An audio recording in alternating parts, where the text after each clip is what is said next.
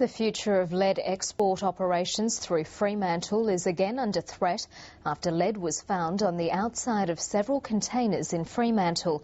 Magellan Metals suspended work at its Wiluna mine after port workers discovered the lead. It's been revealed that the company blamed for lead contamination in containers at Fremantle Port may have been breaching strict environmental conditions since 2009. Magellan Metals was ordered to stop exporting lead carbonate through the port, and it's uncertain whether they'll be allowed to resume.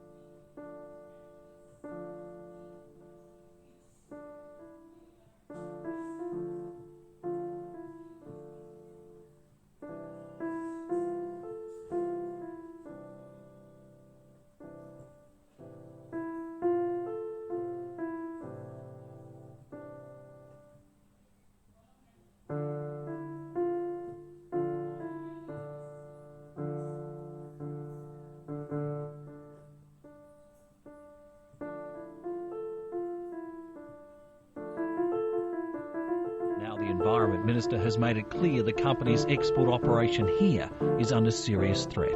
I don't want to preempt the investigation, but it's very likely that if they are lucky enough to continue, that we'll have to review the conditions. Under strict government conditions, Magellan must prevent lead dust contamination by sealing the metal in double-layered bags, which are then placed in sealed containers. The company found dust in a number of containers in mid-December, but it wasn't until the end of the month that the operation was suspended. The opposition says that took far too long. Departments know the information, but they don't tell ministers' offices. Ministers' staff know, but they don't tell the ministers. Ministers find out, and they don't tell the public. They go on leave instead. Look, it's good to be back. The Environment Minister Bill Marmion was back from leave today and said he acted as quickly as he could. I acted upon that breach straight away and ordered the cessation of transportation of lead. Adele Carles believes that ban should be permanent. The only scenario I want to hear about is no more Magellan exporting lead carbonate through Fremantle Port.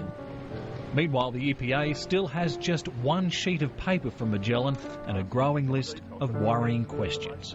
It is, as I said, is a totally inadequate document on which to base coercive action, and that's why we've asked for more. But potentially, when you see the dates, there are potential breaches going back to October. 3 strikes in 4 months and Magellan Metals is off the rails again. Magellan has frustrated the living daylights out of me and also the Minister for Environment. I've basically lost total confidence in Magellan in being able to actually take something from point A to point B. First, there was the failure to report what turned out to be false readings of a lead leak. Then, soon after being allowed to resume shipments, trains were mistakenly diverted from the approved route. Now, lead-contaminated mud has been found on several containers shipped by train to Fremantle, trains that have once again ground to a halt. Obviously, the interruptions to business, there have been a few of them now, are very disruptive for the company, and we really want to work out how we can stop those interruptions occurring.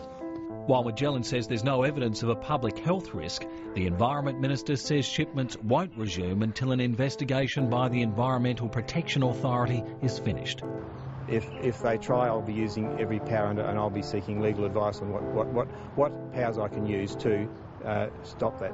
The member for Fremantle says the Minister should never have lifted the temporary ban on shipments imposed earlier this year.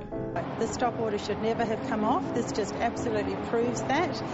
The opposition says the operation should be stopped now, forever. The transport of lead in this form has to stop. It has to stop today, and it should never be